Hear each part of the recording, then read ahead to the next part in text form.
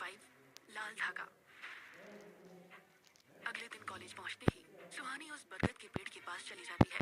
युवराज आज भी वहीं खड़े होकर उस पेड़ की तरफ ही देख रहा था। सुहानी को समझ नहीं आ रहा था कि युवराज उस पेड़ के पास क्यों आता है। सुहानी युवराज के पास आकर कहती है, गुड मॉर्निंग सर। सुहानी को वहां देखकर युवराज की आंखें सिकुड़ जाती हैं और वो गुस्से में सुहानी से कहता है, तुम यहाँ क्या कर रही हो? क्या तुम्हें नहीं पता कि स्टूडेंट्स का यहाँ आना मना है?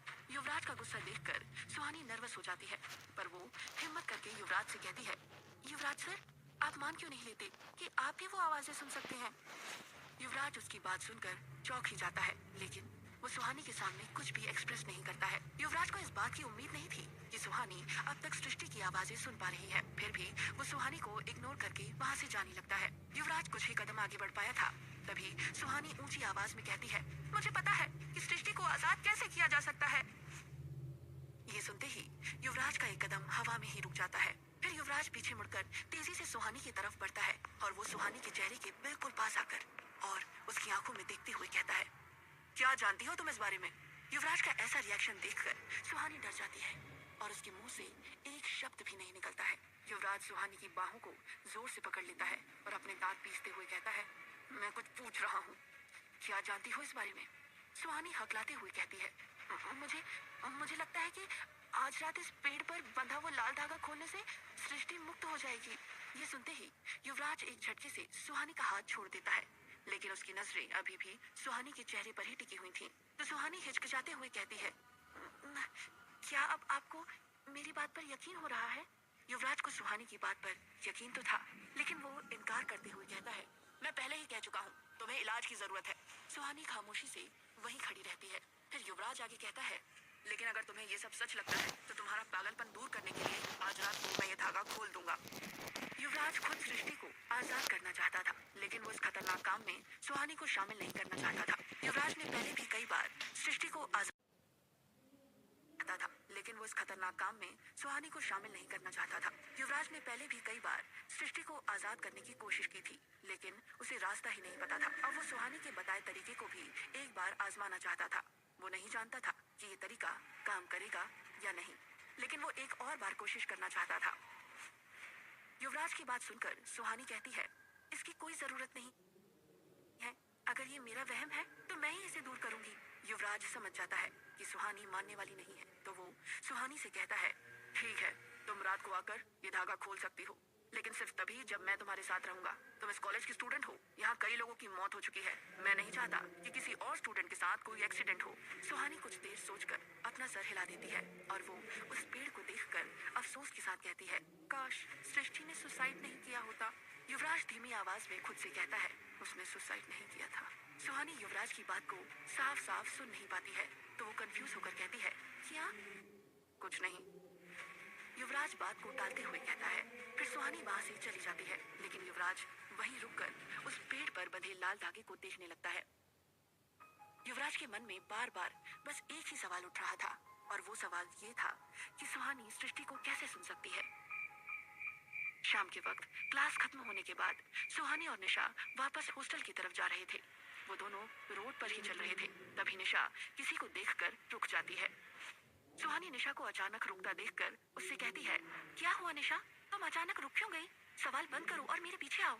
ये कहते हुए निशा रोड की दूसरी तरफ तेजी से जाने लगती है। सुहानी भी निशा के पीछे चलती जाती है, तो सुहानी देखती है कि रोड की दूसरी तरफ एक लेडी चल रही थी। निशा उस लेडी की तरफ अपना हाथ वेव करते हुए कहती है, एक्सक्यूज मी मिस। वो लेडी निशा की आवाज सुनकर रुक जाती है। वो लगभग 40 साल की औरत थी। उनके शॉर्ट हेयर थे और उन्होंने ब्लू जीन्स और व्हाइट टॉप पहना हुआ था। उनके गले में एक आईडी कार्ड और हाथ में एक कैमरा था। देखने में वो कोई जर्नलिस्ट लग रही थी। उनके आईडी कार्ड पर उनका नाम सीमा था। निशा उनके पास जाकर कहती है, मैम, आप वही जर्नलिस्ट है ना जो सृष्टि के सुसाइड केस को कवर करने हमारे कॉलेज आई थी? वो आप ही की दोस्त थी ना जिनका पुराने रोड के पास मर्डर हुआ था? वो लेडी निशा को अजीब सी नजरों से देखने लगती है।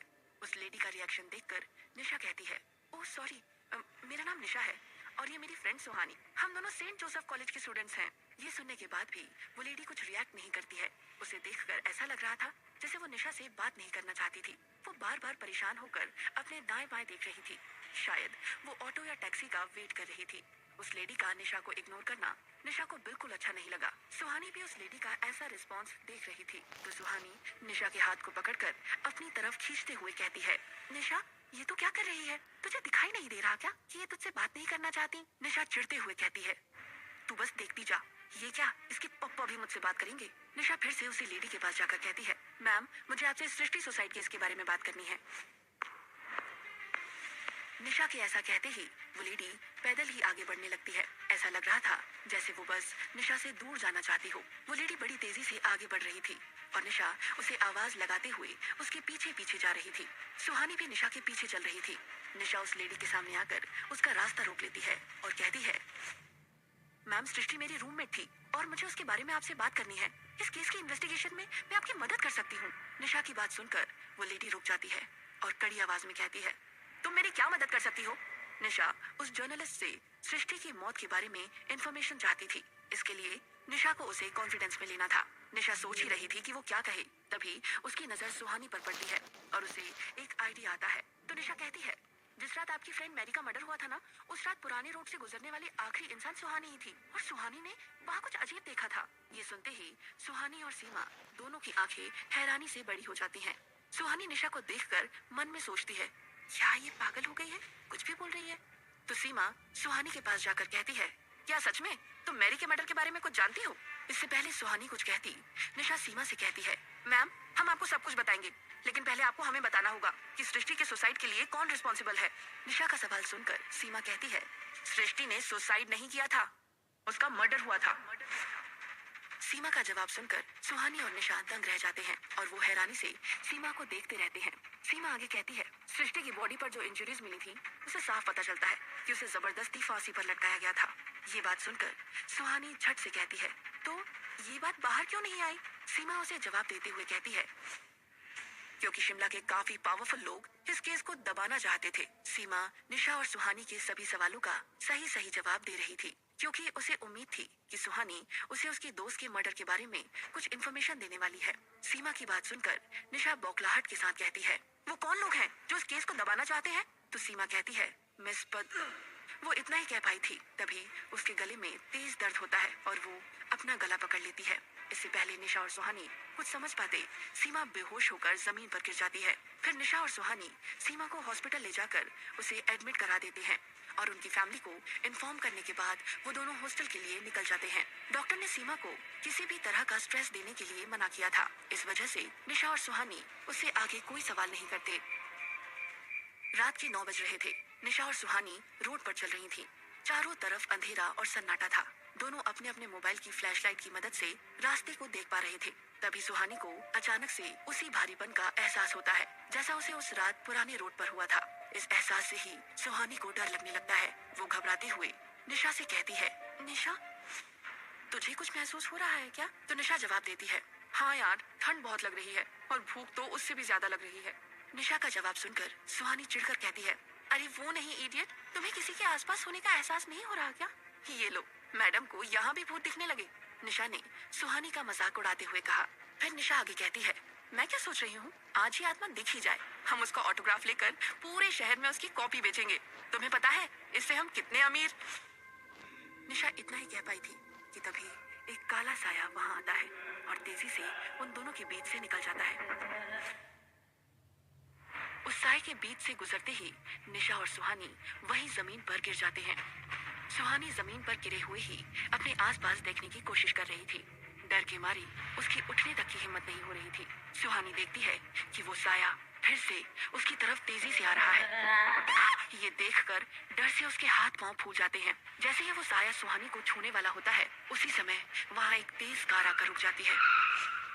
उस कार के आते ही सब कुछ शांत हो जाता है और वो साया भी वहां से चला जाता है। सुहानी की नजर उस कार पर जाती है तो कार में से एक लड़का बाहर निकलता है। अंधेरे की वजह से उसका चेहरा दिख नहीं रहा था। सुहानी अपने मोबाइल की फ्लैशलाइट उस लड़के के चेहरे पर फोकस करती है तो देखती है कि वो लड़का युवराज था। युवराज सुहानी के पास आकर उसकी तरफ अपना हाथ बढ़ाता है, लेकिन सुहानी अभी भी जमीन पर बैठे हुए युवराज को डर और हैरानी से देख रही थी। जब सुहानी युवराज की तरफ अपना हाथ नहीं बढ़ाती तो युवराज उससे कहता है, उठोगी या सारी रात यहीं पड़े रहना है? युवराज की आवाज सुनकर सुहानी होश में आती है और वो युवराज का हाथ थाम लेती है और युवराज सुहानी के उठने में मदद करता है। सुहानी युवराज से कहती है, युवराज सर, आज आपने मुझे फिर बचा लिया। फिर से युवराज अनजान बनकर कहता है, लेकिन सुहानी अपनी बात पर जोर देते हुए कहती है, सर आप मान क्यों नहीं जाते? उस रात पुराने रोड पर आपने ही मुझे बचाया था। युवराज उसकी बातों को इग्नोर करते हुए निशा की तरफ देखता है। निशा रोड पर बेहोश पड़ी थी। शायद वो शॉक की वजह से बेहोश हो गई थी।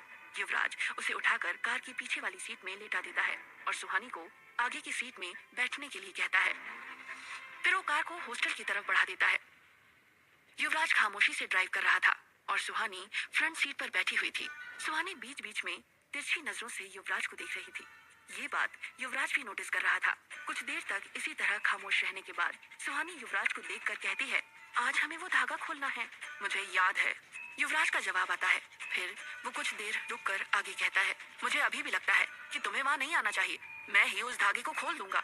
सुहानी युवराज की बात से असहमत होकर कहती है, नहीं, मैं भी वहां जाऊंगी। क्या युवराज और सुहानी सृष्टि को आजाद कर पाएंगे या पड़ जाएंगे किसी नई मुसीबत में? आखिर क्या हुआ था उस जर्नलिस्ट को? जानने के लिए सुनते रहिए ये कहानी।